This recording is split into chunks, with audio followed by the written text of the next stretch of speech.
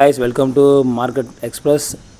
நம்ம போர்ட்ஃபோலியோ பார்த்தா நமக்கு எல்லாமே எனக்கு க்ரீனில் தாங்க இருக்குது. இன்றைக்கி ரெட் எதுவுமே இல்லை நமக்கு. இன்றைக்கி எல்லாமே க்ரீனில் தான் காமிச்சிட்ருக்கு. இன்றைக்கி நம்ம என்ன டிஸ்கஸ் பண்ணணும்னு பார்த்தோம் அப்படின்னா, என்னோடய ஃபேவரட் பார்த்திங்கன்னா சவுத் இந்தியன் பேங்க் தான். ஆக்சுவலாக நான் ரொம்ப நாள் அதில் ஹோல்டிங் பண்ணிகிட்ருக்கேன். பெருசாக ஒன்றும் மூவ்மெண்ட் இல்லாமல் இருந்துட்டு இருந்துச்சு. ஆனால் பட் இன்றைக்கி நேற்றையும் பார்த்திங்க அப்படின்னா ஓரளவுக்கு நல்ல ஒரு வேல்யூ கொடுத்துட்ருக்கு நமக்கு. இப்போது பார்த்திங்கன்னா நேற்று வேல்யூ கம்பேர் பண்ணும்போது பார்த்திங்கன்னா ஒரு 1%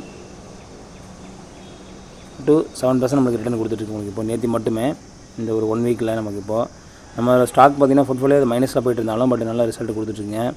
இது ஒரு டெப்ட் ஃப்ரீ கம்பெனி உங்களுக்கு. இது இப்போ தான் இவங்களோட ரேட் இஷ்யூ முடிஞ்சு நமக்கு ஷேர்ஸ் எல்லாமே நமக்கு கிடச்சிது. இப்போது ஆக்சுவலாக பார்த்திங்கன்னா உங்களுக்கு டார்கெட்டாக பார்த்திங்கன்னா லோ அப்படி எடுத்திங்கன்னா 14 ருபீஸும், ஹை எடுத்திங்கன்னா 36 ருபீஸ் இருக்குது உங்களுக்கு. இதில் என்னோடய பெர்ஸ்பெக்டிவ் பார்த்திங்க அப்படின்னா ஃபியூச்சரில் கண்டிப்பாக வந்து இது ஒரு பெரிய மார்க்கெட் கேப் பண்ணுவாங்க இவங்க.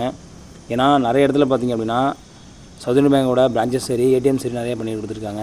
இவங்கள இயர் ரெவன்யூ சரி, ப்ராஃபிட்டும் சரி நல்ல க்ரோத் கொடுத்துட்ருக்கு. நல்லா பாருங்களே பாருங்கள், 2002 45 crore இருந்தது இவங்களோடது. இப்போ 775 crores இவங்களோட இன்க்ரீஸ் பண்ணியிருக்காங்க. நெட்ஒர்த்து பார்த்திங்கன்னா இயர்லி கம்பேர் பண்ணும்போது அரௌண்டாக பார்த்திங்கன்னா நமக்கு ஒரு 5854 இருக்குது, 675 இருக்குது உங்களுக்கு. ஒரு நல்ல வேலையை கொடுத்துட்ருக்காங்க. ஸோ இந்த பேங்கை நீங்கள் இப்போ வாங்கலாங்கும் போது கண்டிப்பாக வாங்குவாங்க நீங்கள். ஏன் அப்படின்னா இவங்களோட பி ரேஷியோ பார்த்திங்கன்னா கம்பேர் பண்ணும்போது 6.77 தான் இருக்குது. அது இண்டஸ்ட்ரி பி பார்த்திங்கன்னா 14.06 இருக்குது. டெப்ட் சுத்தமாக கிடையாது இவங்கள்ட்ட. அதேமாதிரி ROE பார்த்திங்கன்னா 13% இருக்குது உங்களுக்கு. டிவிடெண்ட் பார்த்திங்கன்னா 0.83 இருக்குது.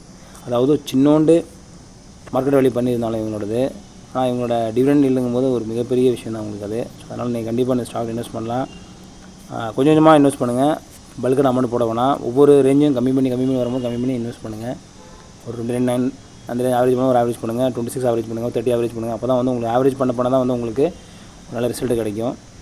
என்னோடய ஹோல்டிங் பார்த்திங்க அப்படின்னா அரௌண்டாக ஒரு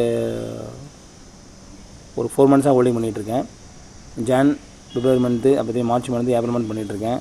ஸோ அதனால் கொஞ்சம் கொஞ்சமாக அக்ரிமெண்ட் பண்ணுங்கள். உடனே பெரிய அமௌண்ட் கொண்டு இதில் போடலாம் நீங்கள். ஆனால் செபி அட்வைசர் கிடையாதுங்க.